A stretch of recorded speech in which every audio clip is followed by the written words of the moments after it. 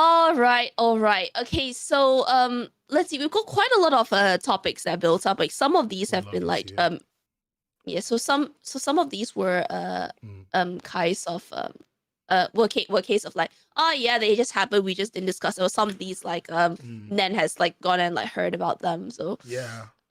we apologize if some of these seem like a little bit like late to the party, out of date, and kind of like that. But um yeah. So I think let's just start with something Okay. really quick though. I Let mean, me. because I've Okay. Let me yeah, do the sorry. transition, and then we go, and then you go.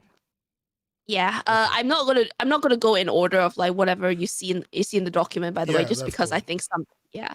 That's cool. Okay. Da. Let's go. Trans Is the transition live yet? Also, have we Yes. actually done 50? Have we done 50 episodes We've to done date? 50 episodes. We've done. I thought we did Holy last time, but I crap! miscalculated. But today is 50. Today is 50. Holy, And holy crap! yeah. Holy crap! Go us! Happy Freaking go 50th us! episode, everybody. I love all of you. I love your faces. My name is Nen. Welcome to the Webcomics Hubcast.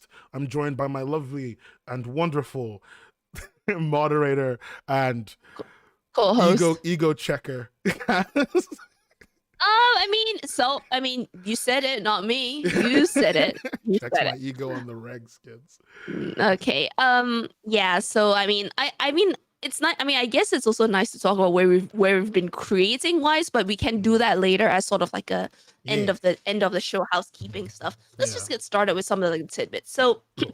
um, so this partially related. So I recently like finished. I think at one point like I was saying on the show that I was good. I was taking I was taking a course in The lettering course. professional. Yeah. Yeah. Taught by Taylor Esposito, who is a professional letterer who I Mm-hmm. mean has known for quite a few series on DC and just in general. Mm-hmm. And this was something that he notified me before the announcement was made, but Nate Piekos of Blambot fame. So if you guys know of like some of the better letterer guides out there and like some of the free indie comic fonts from blambot.com, like really good resourceful site. Like I think a lot of people have used it already, Mm-hmm. at least once. Mm. So he's finally announced that he's releasing a book on lettering. Now, if you actually pay attention to like how comic lettering works, are there is a real lack of like resource material on this. I mean, resource on this resources on the subject. Like, Mm.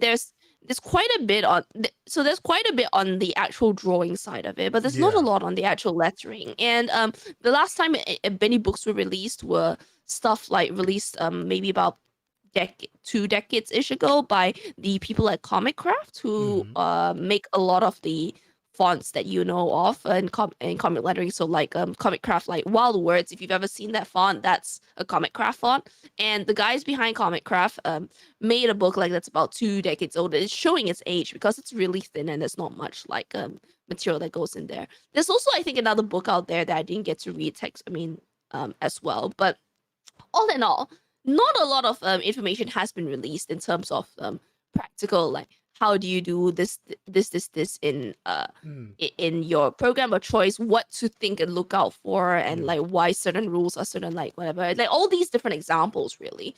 Uh, there's there's really not a lot of technical explanation that goes behind it, and Nate's book has quite a lot of good stuff coming up. And like I'll go as far as to say that it should be at least one of the textbooks that people get for um if they start if they start like a comics course, like if you Mm. study comics like formally in sequential art or whatever in a degree, or even if you want to just like get good forehead in general on your own, I think you should pick it up. It's not out yet.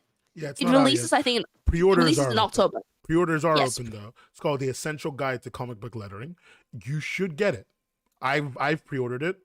Strangely Oh, enough. you have? Yeah, I did. I actually haven't because I don't live in like the West End. I think it's gonna be a little bit weird trying to get hold of it like Mm. through Amazon or whatever. Yeah, it'll probably be a Uh, little weird. But like it's not I don't he's not crowdfunding it. I think he's just straight publishing it. I didn't say anything about crowdfunding on the website or anything. So I think he's just straight publishing it. um, I might be wrong though. l- I bought it through a weird place. I mean, let me double check it. But yeah, very exciting times, and I think it was it. If anyone's making it, it's got to be Nate Pickles, Mm. and I'm really happy that's coming out. If you, I mean, I don't know how much you like or hate Amazon Jeff Bezos, but as a guide price, it's coming out for like about $16. Yeah, £13, $16. It's not actually that expensive. It's quite affordable, honestly. It was very surprising to me. Um, Honestly, it's very surprisingly low priced. You would think he charged more. Yeah, I mean, and there's so many more pages compared to some of the other like books I've bought on the subject. Yeah, it's Okay, okay, so basically the comic craft book, which is about almost 20 years old now ish or so, is $10 and only like 60 odd pages, just to give you an idea. yeah. And DC Nate's is $16 and 200 pages. DC's guide to coloring and lettering, both of them, by the way, coloring and lettering, Yeah. which was written by which has Todd Klein, another like one of the greats who wrote the lettering part. 144 pages or something like that. So there's gonna be. I mean, I've seen some of the page previews and looks really chock full of things. Yeah. It's not just like. It's not a matter of like, yeah, I mean, it's like 200, but everything's really widely spaced. Or just because of reading, it is really full of content. Yeah, it's 200 full of content. 200 pages of full of content being published by Image. I'm not even surprised by that last one. I just thought it would be notable if you don't like Image, you don't want to give them your money, just so you know. But honestly, I think this book is worth getting. Whether you like them or not, very much worth getting. I mean, it's not. You talk about crowdfunding. It's not being crowdfunded because it's Image, but yeah, if you wanna get it, local comic book shop, if you still buy from there, or you can ask an independent bookstore to get it. Like, I mean, if you haven't like figured out how to do it already, you can get hold of the book's title and ISBN. Contact your bookstore, and you should also be supporting your local bookstore. And like, if you can't get it because you can't afford it, go to your library. Any books on art or art creation almost end up being ordered like immediately. Go to your local library and just say like, look, there is this really good creator. He's bringing out a book. I think you would like to have it. It'd be great if you did. And then you give them the ISBN. You tell them you want them to order it in. If you go to university, your school library will order anything you ask them to.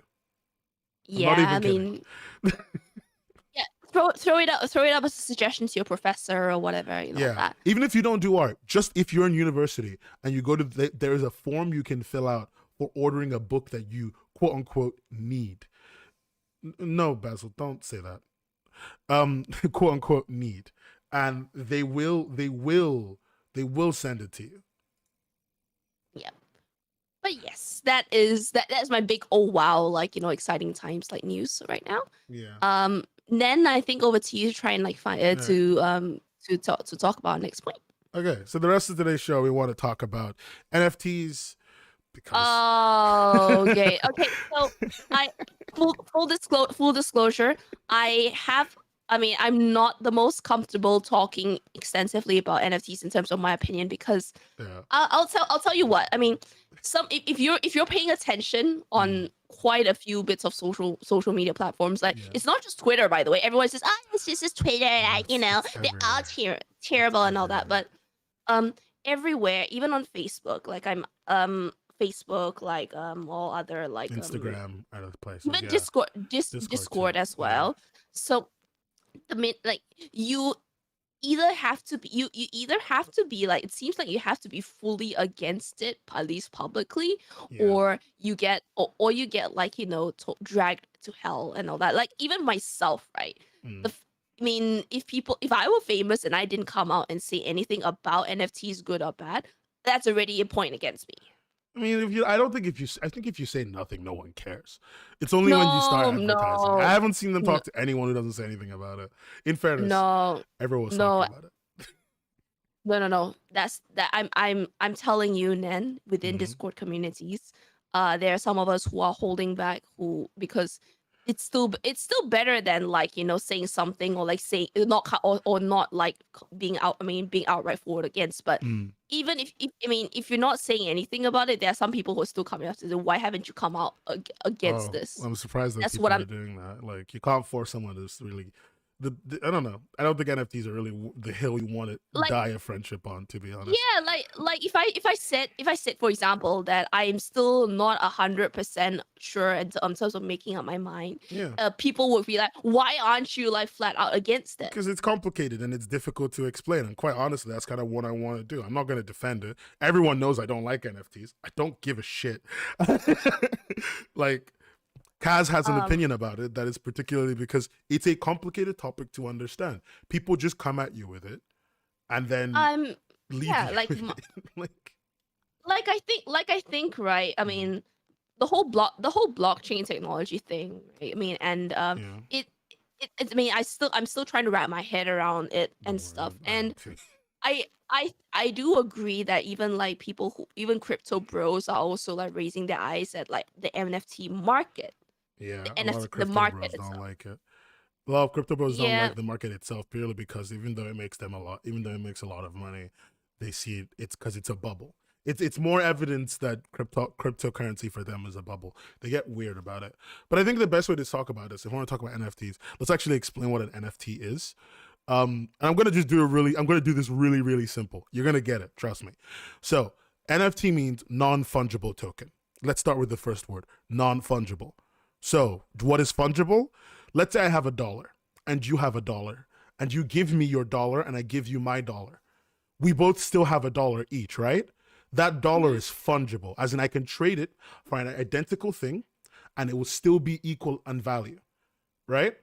But a non-fungible token would be like is like essentially something that cannot be traded for anything, even if the thing's exactly identical, right?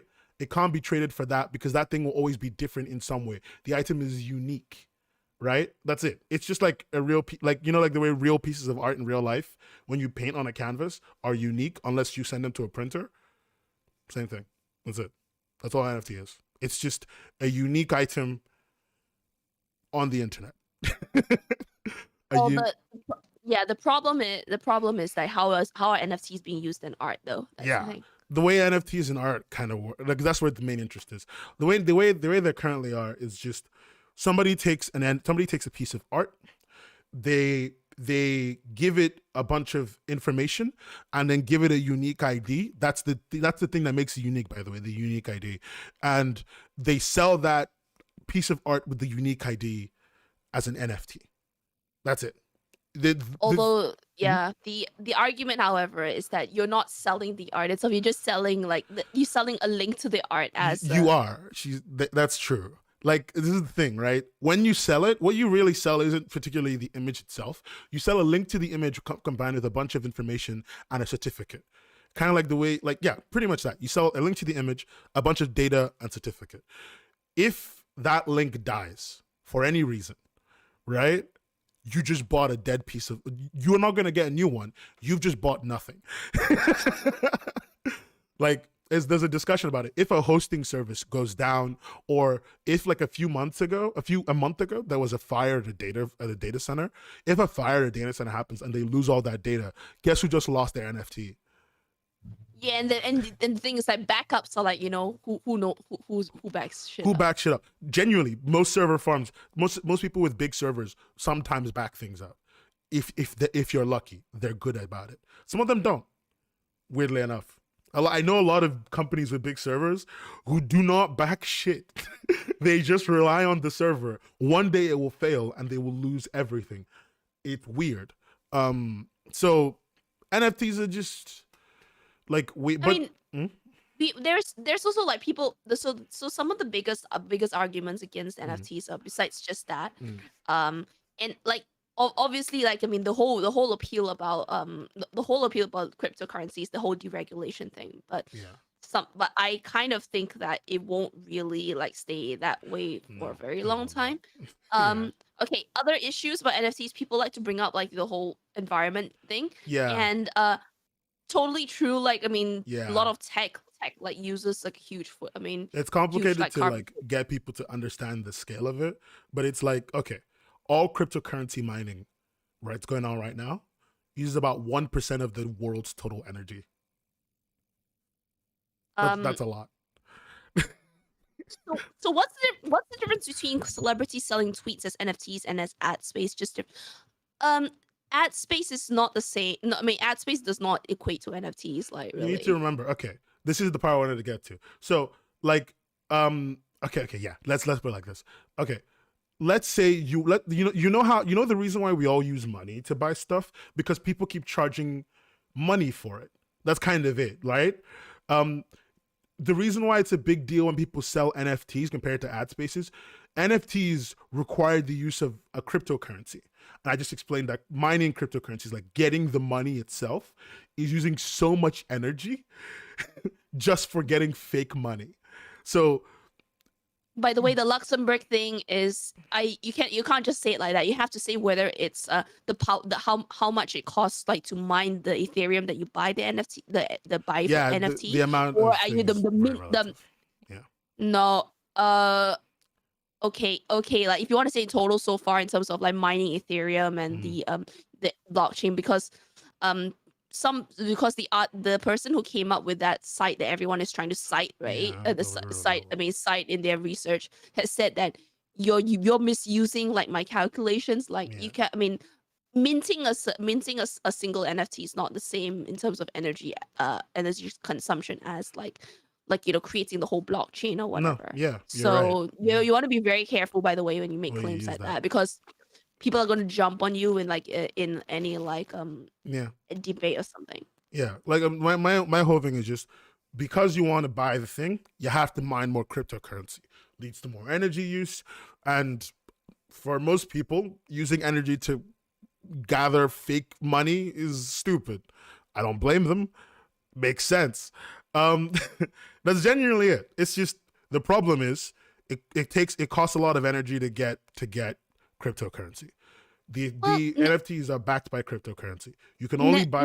Yes, darling. then you were saying you're calling it fake currency. Like I don't Fucking want to hell. call it fake. I don't want to call it fake money just yet. Like it's a little bit too wild west to like be You don't want to call it. standardized. You feel like it's you feel like it's somewhere in It's between, I guess.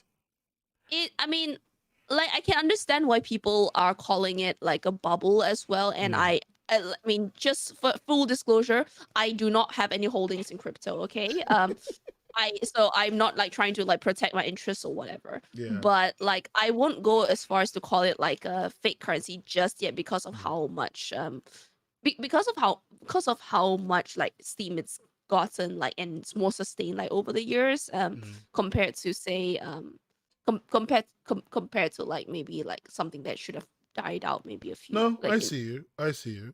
I just opened yeah. my Coinbase to check. Okay, so I do have holdings in cryptocurrency. Very, very small amount. I just checked. I actually do. I didn't know I did. I didn't know I did until like 5 minutes ago. I do have But some cryptocurrency. It's yeah, and I still hate it. the environmental concerns about cryptocurrency in general, and then with it like blockchain technology, because that's what NFTs are running on and stuff, like totally understandable. I believe in that.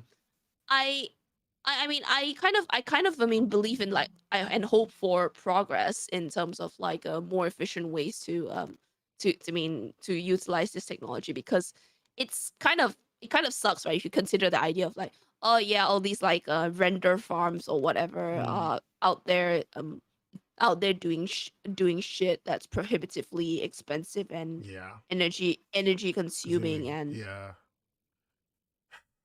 For numbers on a Jay, what screen. Jay, that is not how it Jay, works. you can bow the consequences of shut up, Jay. Okay, anyway, no, going back to like selling Mm. tweets as NFTs versus Ad as space. ad space. You don't have to use That's not the prohibitively same. high amounts of energy to buy ad space. Yeah, like selling ad space, selling ad space on a tweet, right? You can actually use like other currency to buy ad space. Yeah, So you can. Also, I should say, more amusing to me, this is just art information. The Annoying Orange came out with an NFT. That was a video. That was a 4K remaster of their original video.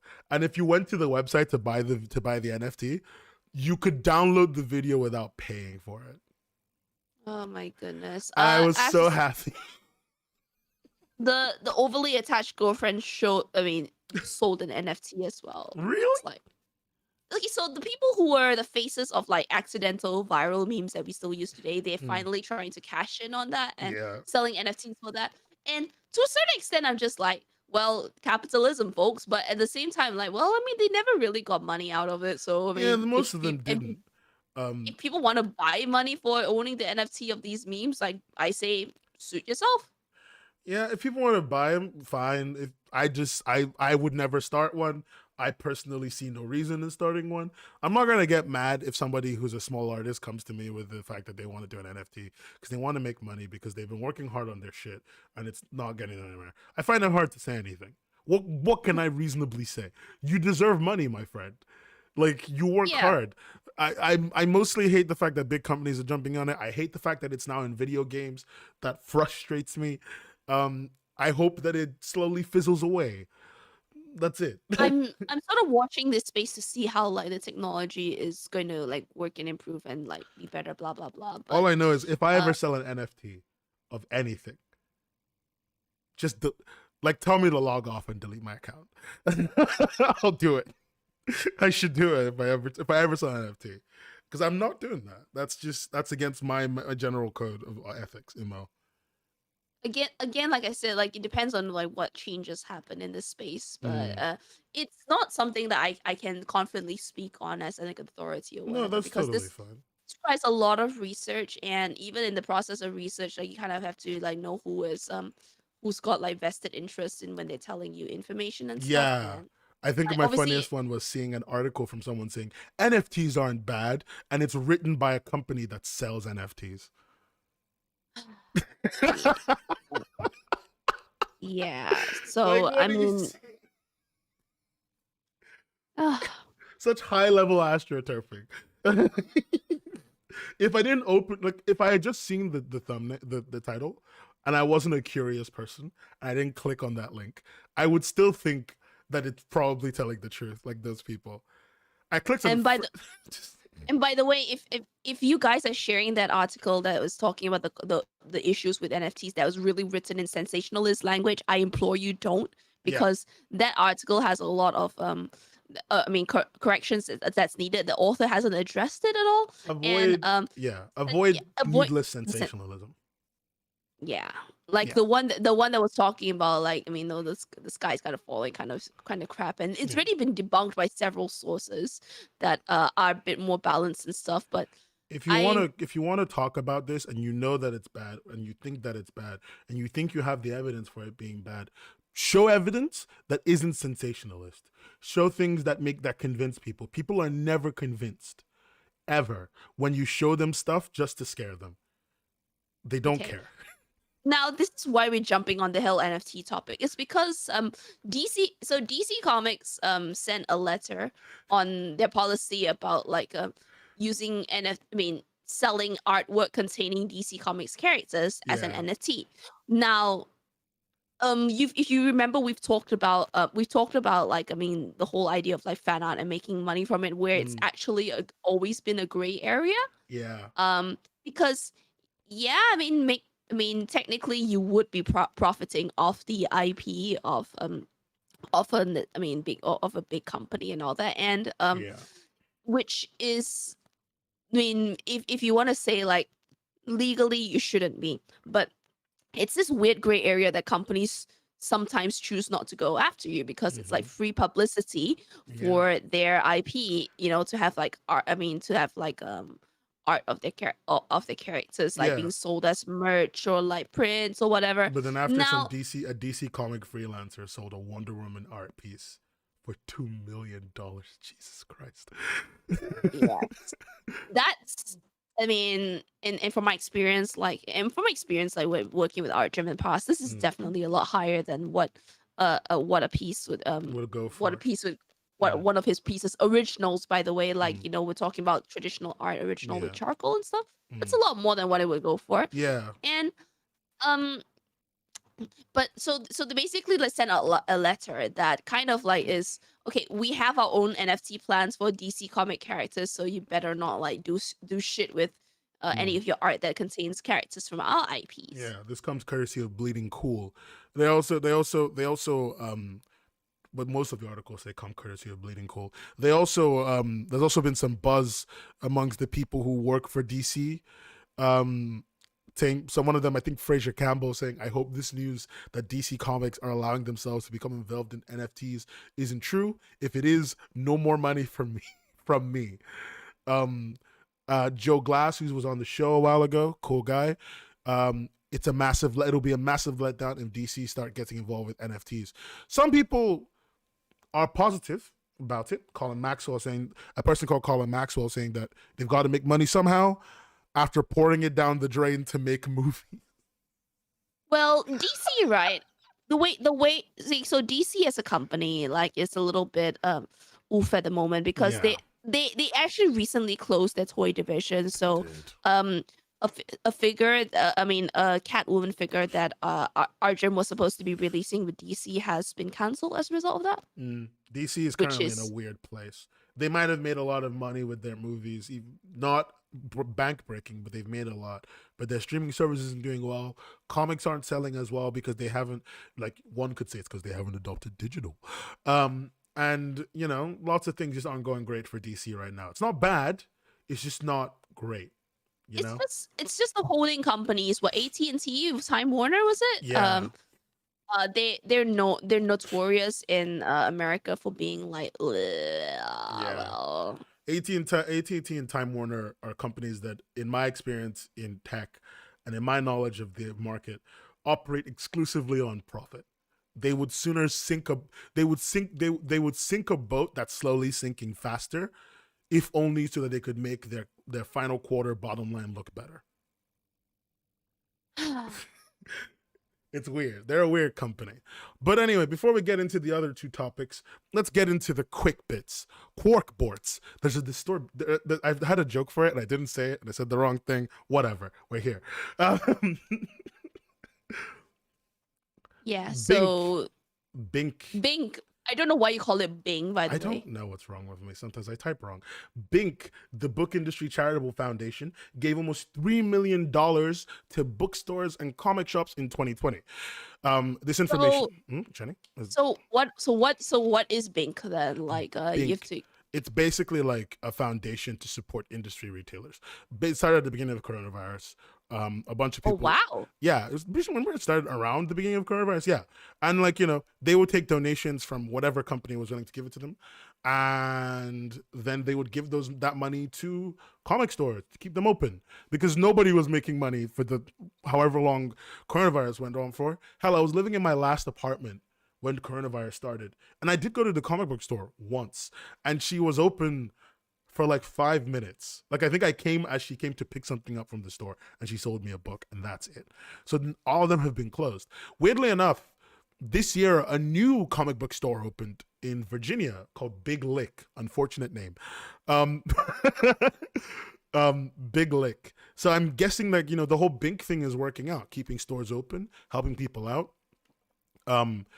They got a bunch of money recently from a company called Dynamite Entertainment, who gave them that money because it was basically it was a sacrificial donation.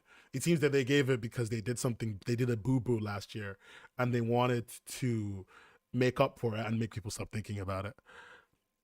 Yeah, well, I mean, on one hand, it's like, oh well, it's not that genuine, but on the other hand, like, hey, hit them where it hurts, I guess, in the pocket. Yeah, pretty much, and that's good. It's good to see. It's good to at least see comic stores staying open. I'm just happy that people's businesses didn't completely dissolve into the ground during coronavirus. That's, for me, the only good thing. All the small businesses didn't dissolve. That's nice. I have to say, right, not enough comic book stores have good like online ordering system, really and they also don't have like proper fulfillment, which is understandable if you like if you're in a comic book store, the whole point is you have to brick and mortar experience, but yeah, and fulfillment is something that needs a bit of like needs staffing, a bit of warehouse staffing. It's too much.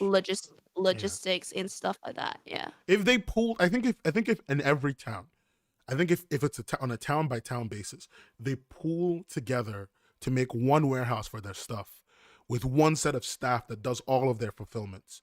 I think it would really help them. And for small towns, then they just have, they have fewer stores, and big towns have more stores. So it would kind of even out, hopefully.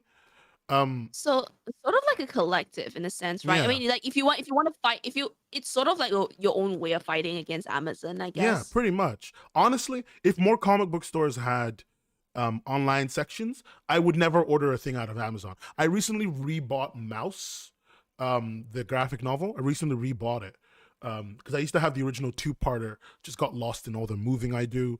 So I Oh God. rebought it, lovely book. I reread it again for the first time in years.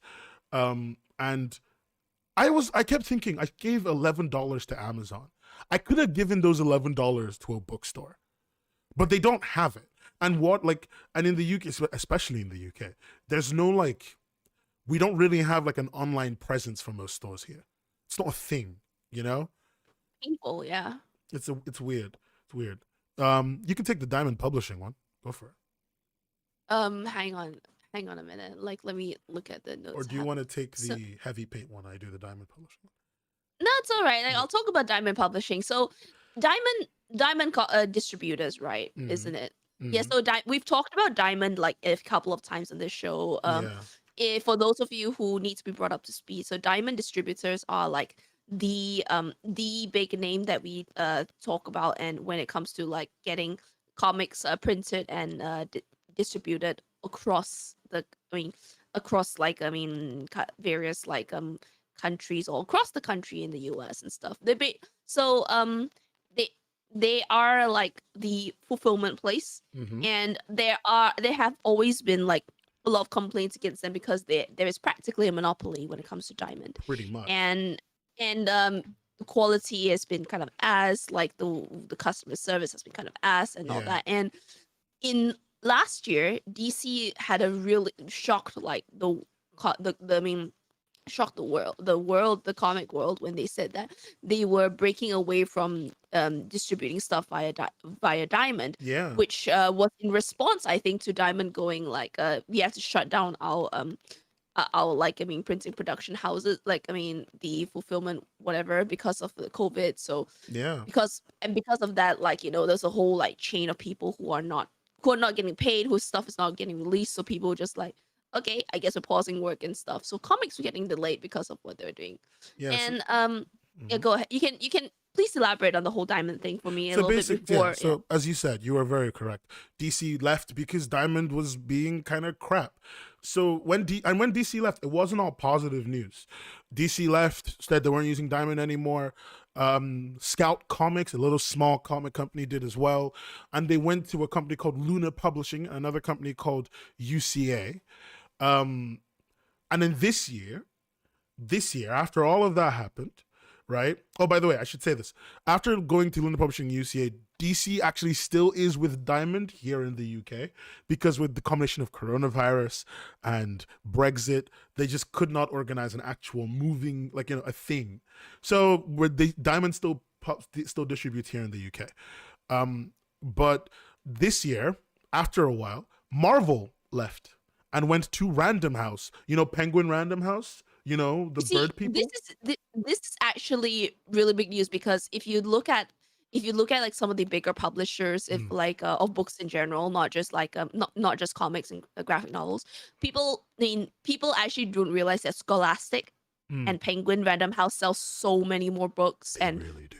And graphic novels compared to your big two and all that, which Pretty is through much. Diamond. Scholastic even sells manga. Yeah, Scholastic do. And it makes sense, right, from a logistics point of view to go through them. So the issue is that obviously you can't order your Marvel together with your Image and Dark Horse and everything, which is probably one of the conveniences of ordering through Diamond. Yeah. But these days, but I think Penguin Penguin Random House, yeah. Penguin Random House, right? I think you can I think they're not going to charge you freight. That was the whole thing. Yeah, they're gonna reduce tons of charging. They're no longer gonna be weird. They're not gonna be saying racist things on the internet like the Diamond CEO did. It's gonna be great, guys. Okay, so it is very significant though. Like I mean, Mm. it's sort of like a breakup of the monopoly that the Diamond had. Yeah. So and Penguin Random House, I think, like getting into these big, I mean these like comic floppies, like the Hmm. more like superhero comic floppies and stuff like Hmm. that. It's and they have the staff and resources. They do. I'm not gonna lie. They So do. So it's gonna I think be interesting. okay, so I think someone on social media, I think Shane and Bailey like summarized this as okay. So DC left Diamond and Ahoy, Vault Comics, AWA Studios, Red 5, Behemoth, Z2, Scout Comics, which you Mm. mentioned, Mm. they've all gone to Simon and Schuster, who's another Yes. big They're one of the publisher big distributor publishers. Yeah. Simon and for Schuster. Yeah. book distribution, and then Marvel is going for Penguin. Penguin. I don't. Okay, so it's Later, great Geek Boy. because competition is going to mean that they are going to adjust their practices Hmm. accordingly. Yeah. And this is, I mean, we're talking here right here about like direct market distribution, by the Yeah. way. So It looks like it's gonna be a really big good change for a lot of people. Also, you know what got me? I didn't put that in the document, but this sent me over the edge the other day when I was writing this thing. Diamond tried to copyright Free Comic Book Day, like sorry, oh trademark register or god, whatever they could to keep their holds on the concept of Free Comic Book Day. They tried to hold it because if you didn't know, Free Comic Book Day, the day when you go to the store and take any comic, only worked because every comic went through Diamond. So Diamond would be like, yeah, whatever, one day to get free comics to kind of raise comic sales for the year. They wanted a trademark or copyright or whatever they could to like own it. And that's just a thing that's gonna probably happen. I mean, it's not gonna take it away. People are still gonna do free comic book days. No one cares. okay. So one thing I do have to raise is that it could be a bit more work for comic shops because you have to order through like multiple channels rather than just Diamond. Yeah. But the thing is, independent bookstores, we're not talking about Mm. local comic shops, right? Independent bookstores, you kind I mean, and pretty much a lot of retail outlets in general that aren't just comics, they've been working with like it's common to like work with Order multiple stuff. order So yeah yeah, a lot order of from independent multiple bookstores might be getting a big boost in their comic intake. yeah. So that's the thing. So free freight, which I just mentioned earlier, that's on the table for retailers like to offer, which means that like the distribution for periodicals to more indie places it's gonna be a lot better. Don't freak out your comic stores just yet though, because it's not gonna happen right away. I think we're looking at more October where it could where it kicks off. But and obviously a lot of retailers need to figure out how they're gonna onboard and all that. Yeah, it's gonna Um be interesting. I don't know if like there will be any retailers that'll be, oh yeah, because you're not like with Diamond, we're gonna have to unfortunately boycott like selling Marvel and DC. But because you can't really boycott selling the big two. Yeah, you really can't. It's not possible. They own so many imprints that you won't even know when you buy their comic. My god. Okay, let me get to the next one. All right. So painting application Heavy Paint is looking to teach and improve your skills through limitation. Heavy Paint is a new application made using a game engine called the Godot engine, and it's super simplistic. I've seen it in action. It seems to be just like cutting down the amount of choices you have in terms of tools to allow you to make more creative, like creative, to allow you to do things more creatively and kind of get your brain juices flowing. It's for a lot of artists, I've seen them use as a warm-up tool. You can check it out. It's free to download, and it costs a flat rate to buy if you wanted to get it. So where did you hear about this, by the way? Like, did they approach you? Did they approach us or something? No. A couple friends of mine were using it. I thought it was a great tool that people could use, and I just like telling people to go use it. It's actually quite nice. It's so it's not necessarily a comic creation tool, but like it's sometimes if you're like in the process of like just like sketching an ideation and you find that you're overwhelmed with like a huge tool set, it does pay to have pay, not literally. It does pay to have a more limited, like a program that limits you, like so that you are forced to think within the box or even outside in a way, like so you're not overwhelmed, like thinking with like, oh my god, I have to like get my brush settings just right, I have to like get my colors Yeah. just right and stuff. Just You just go in there and wing it and see what comes out. I think that's really freeing.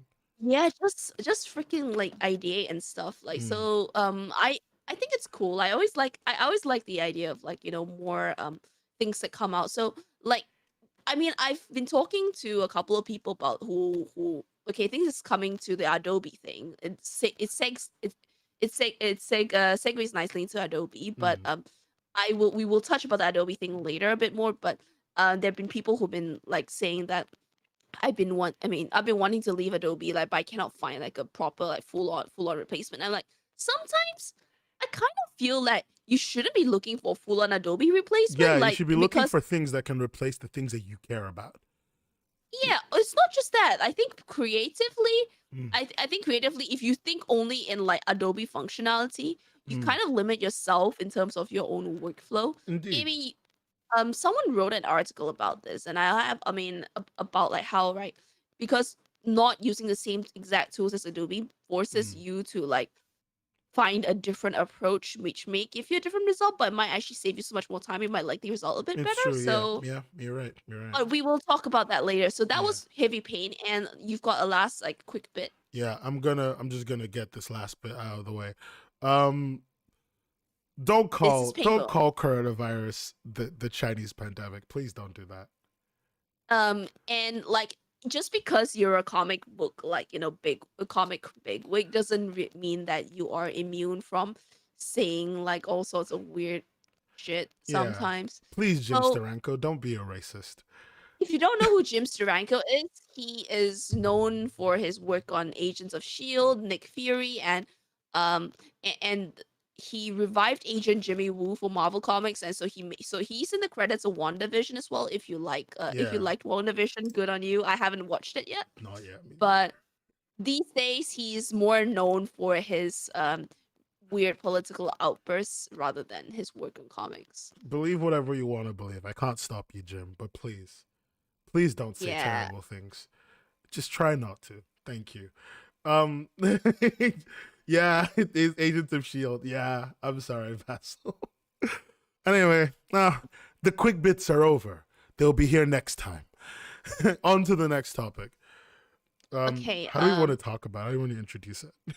Okay, so Adobe. So for some reason, so we've long known that Adobe is a bit of a but.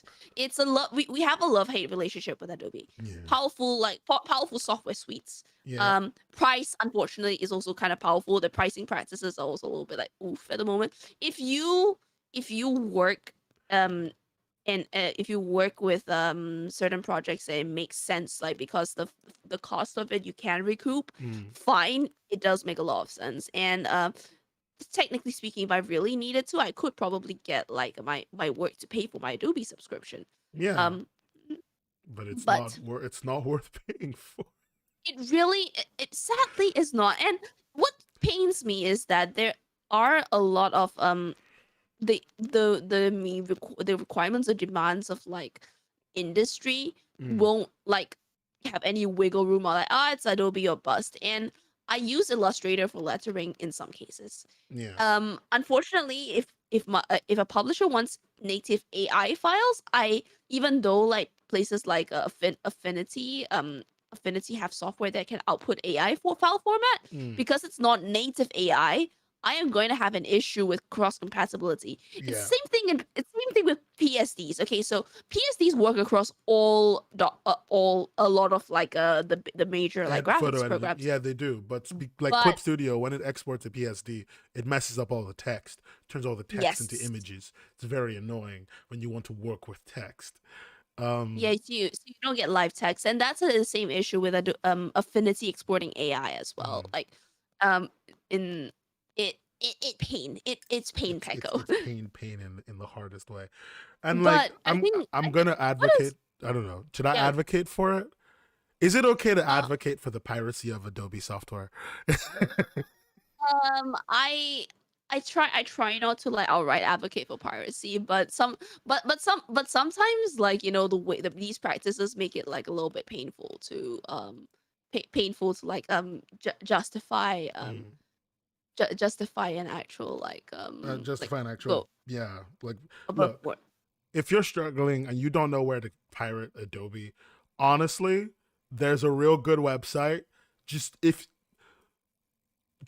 okay, I can't legally tell you the exact place to pirate Adobe because I think that is illegal in a lot of countries. But I can tell you that I don't think pirating Adobe software is a bad thing because Adobe doesn't think that you having money to eat is a good thing.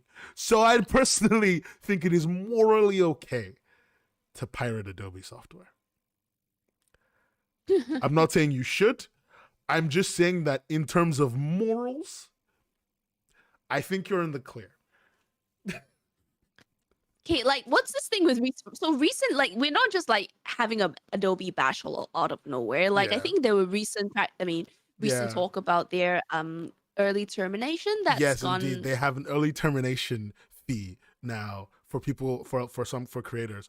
And also, a lot of Or creators were it's just just showing the prices they were paying. or they've just like gone viral again for the early cancellation, like, Yeah. recently. They got viral again recently for the early cancellation. Some people just started showing what they were actually paying for Adobe. A lot of people are paying a lot of money. I remember Linus Tech Tips made a video where he explained how he pays $10,000, I think, a year for Adobe for his staff of like 6 people at the time, of 6 editors at the time. I mean, I don't like, they do use quite a lot of stuff, but yeah, but $10,000 a year, like the updates don't even help them. Like, I remember one of the editors they were talking about. I don't even care about the updates. Like, the updates can be useful, but I don't even care. I could use 2018 Adobe software the same way I use 2020. So why are we paying 10 grand a year? Why is there no flat rate? I don't know. It feels weird because I don't see the point in the subscription. As of right now, I use a lot of Adobe software. Before the podcast went further, I think my second year of using one of the podcasts, I was paying for Adobe software. Actually, I was paying $80 a month for access to 4 apps because they're not in a package. So I have to pay each individual price, and it was like 25 something a month. It was insane, and I just no. like, okay, so like it could mean, I think people were saying like, oh yeah, it's like maybe like 20, 30, 40 odd like dollars or something for the early cancellation. However, like for some people they're paying in the hundreds Yeah, to cancel early. It's like, a lot of people are wow. paying a lot of money for a piece of software that doesn't think that they deserve to eat. And I don't know. It's weird. Like, I've been wanting to swap for years. It's just I like Adobe's dynamic link. It's honestly the only reason I still use it. Dynamic link is too powerful for someone like me. When you're an editor who works with different pieces of software, being able to go into Photoshop, edit your file, and have it live show what's happening to your file and the pieces in it in After Effects, and then edit the After Effects file and have it live show the changes you've made in Premiere is too valuable. Like, at least there's we can safely say that there are other like programs who are trying to like come up, and like they're the industry standard elsewhere for something. So Yeah, DaVinci Resolve is actually the industry standard for color grading, and it not is. Yeah, it's got that but big $20,000 wheel thing. It's crazy.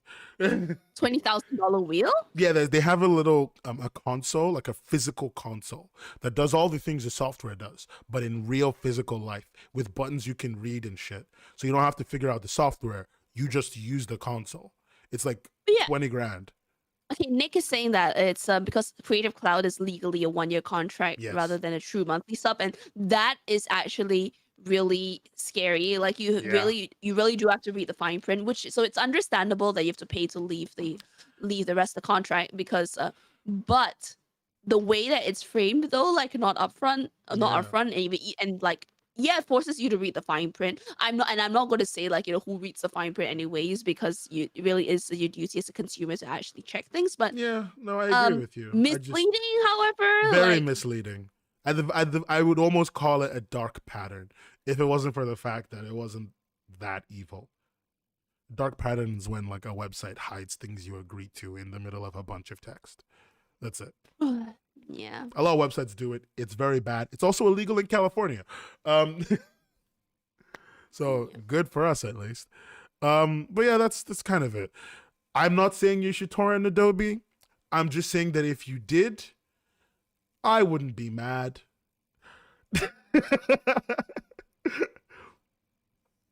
They sent me a threatening email when I left saying that the only reason they were forgiving it was I was a student account. Wait, what? Adobe sent you a threatening email in high school? Oh, this company. Man. This company causes me conniptions. And I'm just really like struggling because in terms of like I recently did a bit of a comic lettering for Mary that meant that CSP was just not cutting it, so I had to break out Illustrator. Yeah. Yeah, and obviously I got such a much better result for it. I mean, big ups to Taylor Esposito, because because of that lesson, I actually know how to wrangle Illustrator for lettering. And if not for the fact that it's overkill, like for some of the work I do, I probably would be lettering all of my comics in Illustrator. Yeah. But every other because day some I consider using Clip Studio, and then I change my mind at the last minute. I still use Clip Studio for the majority of some of the work I do with Mary, because I don't need too much more, like, and like with Illustrator I would have to like manually draw a lot of the shapes first, and then maybe like make a master like a document of like pre-made shapes ready to go, which is a little bit much for me. It's a bit much. It's overkill for the amount you clearly seem to need, but that's fine. Okay, let's do the last topic.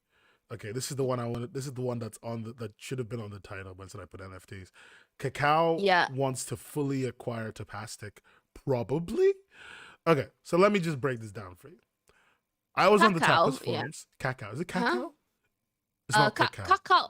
It's not cacao. I know you say cacao as in like cacao beans, but then but then in Korea it's cacao. It's cacao. Cacao. Okay.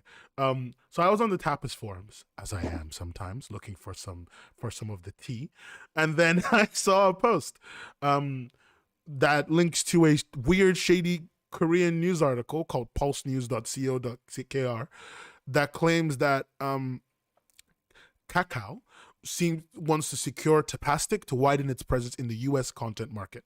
Now, for everyone's sake, just so they know, Kakao already owns 40% of Tapastic. They own 40% of the company. And the CEO of Tapastic says it's false, and Kakao isn't taking, quote unquote, command over Tapas Media. It is a speculative article from an unknown source. Tapas has been engaged in... Yeah? I am looking at a Bloomberg version of the article, though. Oh, the plot, like my gravy, thickens. Okay. Let's see. So let me link it to you, because like I really hate Bloomberg like paywalls and stuff, but this one I can still like see somehow. Let me see. Wonderful. Wonderful. This one, okay, this one is this one is like, okay, so just some like a background information. In Korea, if you're not using Naver Line, Naver is the big company that owns like Line, like the messaging service, and also Webtoon and like a host of other things. Naver is the search engine, which is like Yahoo. If you're not using Line for messaging, you're using Kakao. Pretty much. It's like second to Google. Yeah. And Kakao Talk is probably more it's more like used among some like than Line Talk or whatever it's called.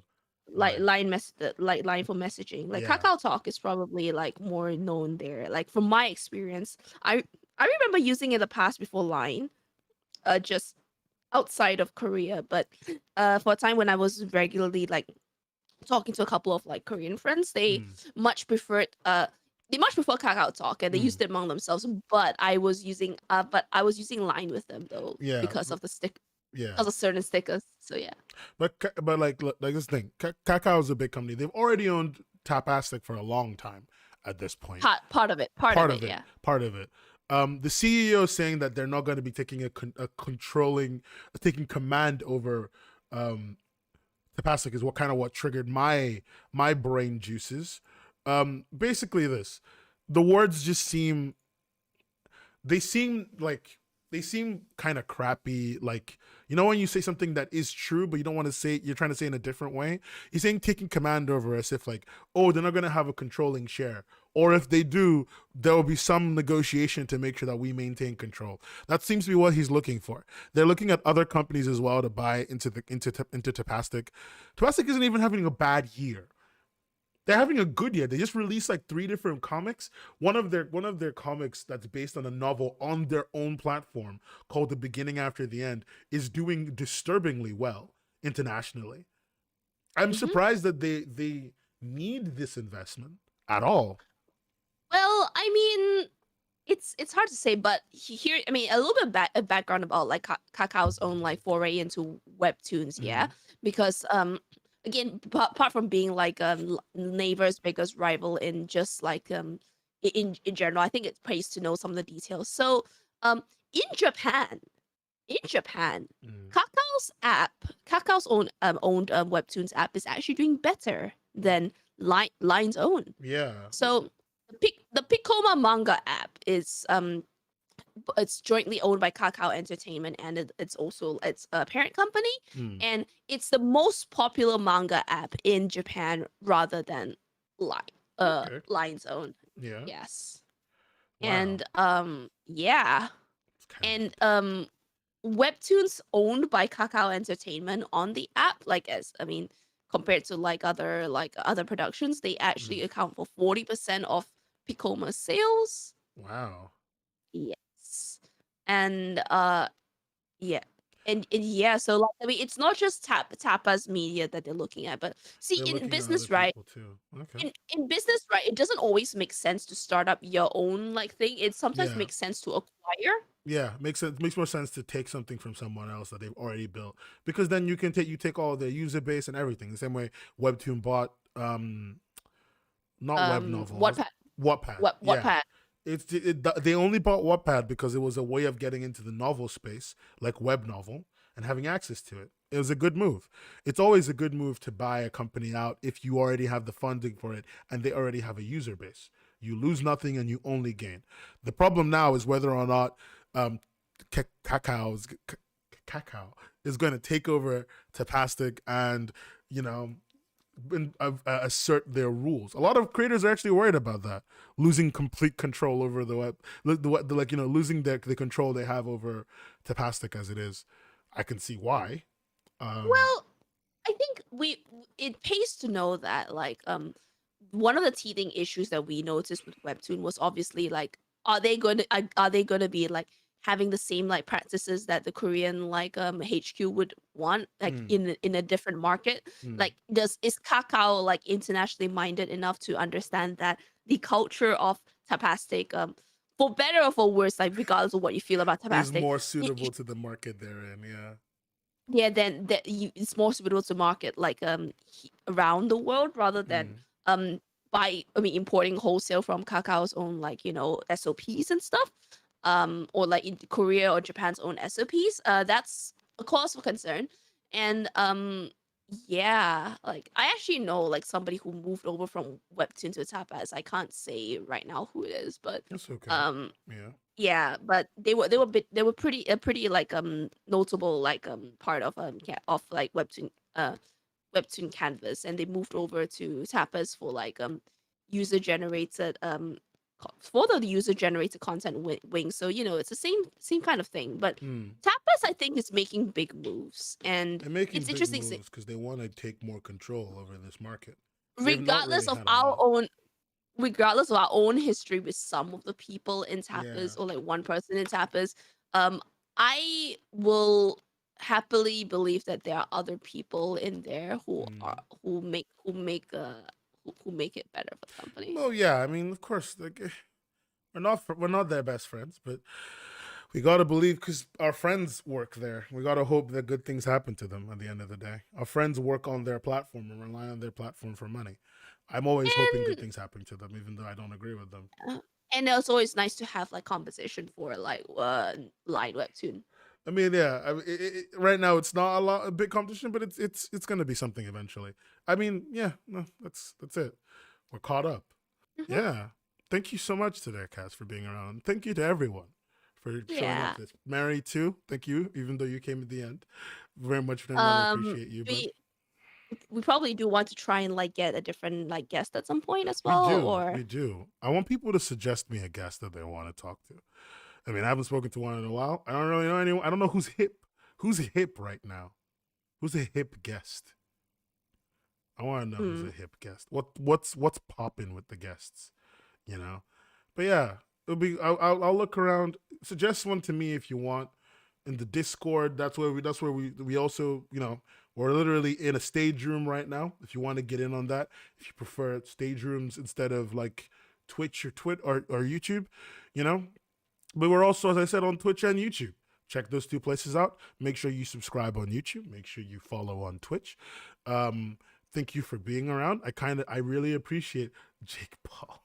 Jesus Christ. Oh I no. really appreciate that you're Oh here. my god. Um, think about going to our Twitter and giving us a follow over there. That would be much appreciated at webcomics_hub. That's literally our main account and where everything goes through now. Other than that, I'll see you in 2 weeks, probably. Hmm. And I've been Ned. I've been a very, very tired and sleepy Kaz who Let's move this time. And you've all been awesome. Thank you very much. See ya guys. Bye.